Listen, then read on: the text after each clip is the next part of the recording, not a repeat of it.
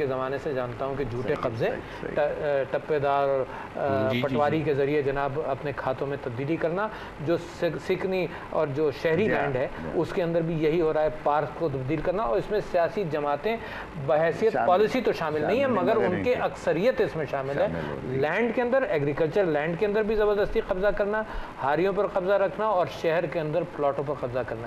اچھا، اب جو یہ جنگ چل رہی ہے اس کے اندر کراچی کی جماعتیں تو برملا یہ بات کہہ رہی ہیں کہ لینڈ مافیا بھی ہے شامل۔ اچھا، لینڈ مافیا انہی پارٹیز کا حصہ بن کر شامل ہے نا، ورنہ لینڈ مافیا کی کیا حیثیت؟ اکیلا لینڈ مافیا کی کیا حیثیت؟ وہ انہی پارٹیز کے اندر گھس کر وہ کر رہا ہے۔ اچھا، دوسرے جناب میں ایتھنک پالیٹکس جو ہے یہ وہ کیفیت ہے کہ جس کے اندر اپنی ٹیریٹوریل جو باؤنڈریز ہیں نا اس کے اندر ساری پارٹیز اپنی حفاظت کرتی ہیں اور بوقت ضرورت اس کو شے بھی دیتی ہیں تاکہ وہ واپس اپنے گھونسلے میں سب آ جائیں، آئیڈینٹیفائی کر لیں کہ جی ہماری سیکیورٹی اسی ایتھنک پارٹی کے ساتھ ہے نا۔ تو یہ دو شرائط۔ اگر آپ ایک چیز پہ یہ غور کریں کہ ایک دم سے شفٹ اٹینشن ہو جاتی ہے سول حکومت پہ۔ اچھا، حکومت کی فریجلٹی کا عالم یہ دیکھیے کہ باوجود ان کو تھوڑا سا کریڈٹ بھی دے دیں کہ کوشش کرنے کے باوجود بھی نہیں کر پاتے ہیں۔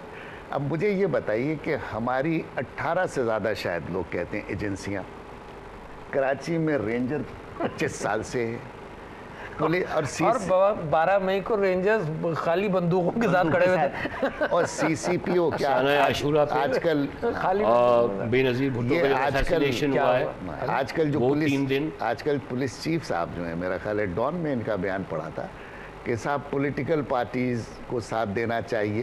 اس کا مطلب ہے کہ پولیس بھی تو there is some element which are more powerful than the government, کیونکہ آئی ایم پازیٹیو کہ کوئی گورنمنٹ ایسی کلنگ نہیں کروانا چاہیے۔ پہلی بات۔ دوسری یہ کہ یہ فنڈنگ، ایک بریک کا وقت ہو رہا ہے لیکن یہ فنڈز کہاں سے آ رہے ہیں؟ یہ 1.5 کروڑ سے زیادہ کے لوگوں کا شہر ہے۔ ڈاکٹر صاحب آپ کی تو ایک سیاسی جماعت بھی ہے، دل پہ ہاتھ رکھ کے بتائیے کہ اگر کسی وقت آپ کو اس شہر میں اپنے کوئی سیاسی نعرے کی چوکنگ کرنی پڑے راتوں رات، کتنا بڑا ایریا آپ کو کور کرنا ہوگا اور کتنے پیسے چاہیے؟ میں پیسوں کی بات کر رہا تھا کہ وہ فنڈنگ بھائی صاحب یہاں تو جیسے سمندر ہے نا کراچی کے قریب، پیسہ بھی اسی سمندر کی طرح کے پاس، راتوں رات ایک جماعت اتنے بڑے بڑے پلے کارڈز خواتین کو بھی لے کے سب لے کے فوراً ہو جاتا ہے۔ سو مچ کرپشن منی انوالوڈ۔ میں سمجھتا ہوں پاکستان کی تباہی کے اندر آپ گریس کی بات دیکھ لیں، گریس کے اندر سارا جو ڈاؤن فال ہوا ہے وہ اسی وجہ سے کہ پولیٹیکل کرپشن۔ میں کہتا ہوں پاکستان تو اس سے کہیں زیادہ ہے پولیٹیکل کرپشن میں، اور یہ کرپشن منی اسی طرح سے پولیٹیکل کرپشن پہ جا کے لوگوں کا ذہن صرف پولیٹیشین پہ جاتا ہے، نہیں اس کے علاوہ بھی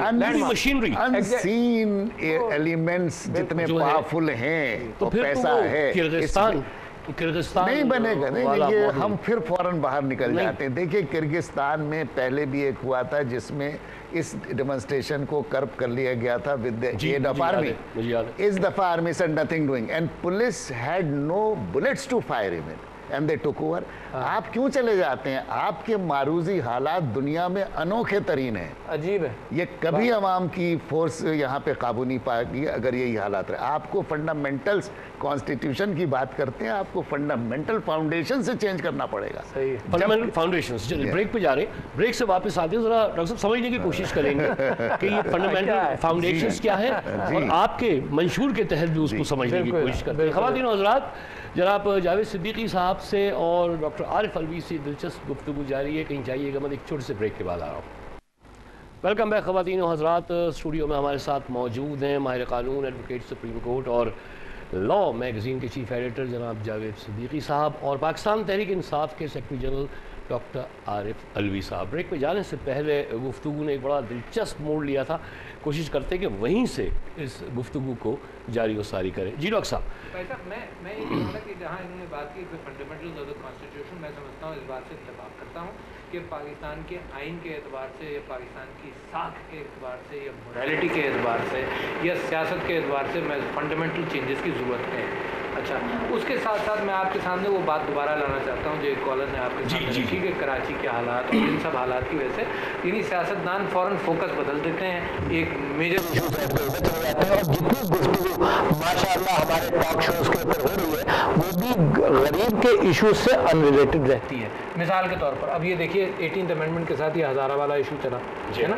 अच्छा, इसके ऊपर अगर सोच विचार कर ली जाती, यही ऑप्शन पख्तूनख्वा हज़ारा का पहले दिया जाता तो हज़ारा सूबे वाली कैफियत नहीं पैदा होती और मुनाफरत नहीं क्रिएट होती। ये सियासी जमातों की जिम्मेदारी होती है कि लोगों को जोड़े, यानी सियासी जमातों की जिम्मेदारी ये नहीं है कि लोगों को तोड़े, ये जिम्मेदारी है कि लोगों को जोड़े। और इस वक्त पाकिस्तान के इतने मसाइल हैं कि नए मसाइल तो हम सोच भी नहीं सकते। जब रोटी कपड़ा कुछ है नहीं, खाने को है नहीं, तो लिहाजा ये नए मसाइल आते हैं और इसमें लोग अपनी जानें कुर्बान कर देते हैं, जज्बाती हो जाते हैं, जज्बातियत से खेला जाता है। अब अगर हज़ारा का इशू है मिसाल के तौर पर कराची के अंदर भी, तो कराची और बड़े शहर ये पानीपत बन गए। यानी अगर लाहौर है तो वहाँ के सारे झगड़े जो हैं हर जगह के वो लाहौर में हो रहे हैं। अब कराची है तो कराची के सारे झगड़े, बाहर के सारे झगड़े कराची में हो रहे हैं। ये शहरों के साथ भी अनफेयरनेस है। और जो लोग माशाल्लाह हमारे भाई यहाँ पर मौजूद हैं, उनसे मैं ये दरख्वास्त कर सकता हूँ कि उसको उस लेवल पर मत लाओ कि पाकिस्तान की इकॉनमी का जो शहर रग है, मिसाल के तौर पर कराची शहर, उसके अंदर इस टाइप की पॉलिटिक्स हालात को ख़राब। इसमें कॉन्स्पिरेसी थ्योरी एक ज़रा आ रही है कि अर्बनाइजेशन का एक प्रोसेस जो कराची में शुरू हुआ था, मतलब पहला कैपिटल था ना, तो इसलिए ज़ाहिर है यहीं पे इंडस्ट्रीज भी लग रही हैं, यहीं पे लोग आ रहे हैं, हिजरत कर भी आ रहे हैं, सेटल भी हो रहे हैं, गवर्नमेंट की सीट भी यहाँ, इंडस्ट्रीज भी यहाँ। बल्कि आपको याद होगा कि अयूब खान के दौर में उसके बाद फिर ये होता था कि अगर लाइसेंस मिलेगा इंडस्ट्री का तो शहर के बाहर मिलेगा, ताकि ये पहले भी। तो अर्बनाइजेशन का एक प्रोसेस आया था इस एक फ्यूडल किस्म के माशरे में कि एक अर्बनाइजेशन शहर, उसकी एक एग्जाम्पल बन रही थी, सिटी एडमिनिस्ट्रेशन बन रही थी, वो सेल्फ सफिशिएंट थी। कहीं ऐसा तो नहीं है कि कुछ तबसरा निगारों दानिशवरों की तहरीर नज़र से गुजरी जिन्होंने ये कहा कि नहीं, ये एक फ्यूडल माइंडसेट ने और इस्टेब्लिशमेंट ने जानबूझ के बड़े शहरों को टारगेट किया कि वहाँ अर्बनाइजेशन का प्रोसेस जो है पूरी तरह से ना आ पाए, क्योंकि फिर वो फैलेगा और आएगा फ्लैंक्स में, और जब वहाँ तक आएगा तो फिर वहाँ पे उनकी चौधराहटें जो हैं वो ख़तरे में पड़ना शुरू हो जाएंगी। लिहाजा बड़े शहर कराची, लाहौर, रावलपिंडी, फैसलाबाद, वहाँ पे इस प्रोसेस को रोक दिया गया। कहीं ज़ात बरादरियों में तकसीम किया गया, कहीं एथनिक पोल्यूशन जो भी होता है वो फैलाया गया, कहीं मजहबी तफरीक से शहर को कमज़ोर किया गया। दोनों हज़रा से ये सवाल है। मेरी अर्ज़ ये है कि आप बहुत ज़्यादा क्रेडिट दे रहे हैं यहाँ पे दानिश्वरों को। कंस्पिरेसी थ्योरी अपनी जगह, दानिश्वरी हमारा कभी खासा रही नहीं है कि वो इतना सोच के और एक चीज़ कॉन्क्लूड कर लें। ये भी ऐसा ही मसला है जैसे सियासतदान और इस्टेब्लिशमेंट, कोई सोच समझ के ही नहीं कर रहा है। सिर्फ एक चीज़ फैक्टर वर्क कर रही है कि जिसके पास ताकत है, गन्स हैं, जो ऑर्गेनाइज हो सकते हैं, वो अपने ज़ाती और इंस्टीट्यूशनल मफादात में कि उन ये भूल जाते हैं। माइंडसेट हुआ नहीं, वो मज़े की बात ये है कि वो माइंडसेट भी शहरी है, वो इंस्टीट्यूशन शहरी हैं, जैसे इस्टेब्लिशमेंट है, पॉलिटिकल फोर्सेस है, सारे शहरी हैं। इनका सिर्फ मकसद ये होता है कि ये क्रिएट कर दो प्रॉब्लम, तो इससे ये होगा, इससे हम यूँ पकड़ लेंगे, इतना माल बन जाएगा, इतने प्लॉट मिल जाएंगे, इतने ये हो जाएगा। ये दानिश्वरी यहाँ कम्प्लीटली फेलियर है। नहीं, ये सही कह रहे हैं। ये जो कॉन्स्पिरेसी थ्योरी है ना, उससे ज़्यादा अहम पाकिस्तान के अंदर केओस थ्योरी है। तो असल जो काम हो रहा है वो केओस थ्योरी के ज़रिए हो रहा है। मैं आपके सामने ये बात कहना चाहता हूँ कि ये जो सारा जो अर्बनाइजेशन का फिनोमिनन था, ये एक नेचुरल फिनोमिनन है जब कम्युनिकेशंस कमज़ोर होती हैं।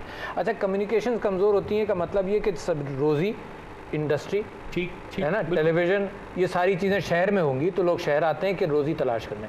अगर कम्युनिकेशन आपकी बेहतर हो जाती है कि रोड्स हैं और टेलीविज़न है और ये सब हर जगह पहुंचा हुआ है, तो ये अर्बनाइजेशन वेस्टर्न कंट्रीज़ में अब ये बहुत कम हो गया है। तो है शहर, मगर गाँव भी उतना ही अच्छा है। मगर एक चीज़ आपको यहाँ बता दूँ, हम क्योंकि मैं खुद अमेरिका और उधर नहीं जाना चाहता क्योंकि अपने ही माहौल में देख के करें, मगर आपको अंदाज़ा होना चाहिए कि वहाँ की अर्बनाइजेशन का आलम यह है कि गांव की agriculture based population is hardly 3 to 5%। जी आप तो लंदन में रहे हैं, लंदन की पॉपुलेशन कितनी है?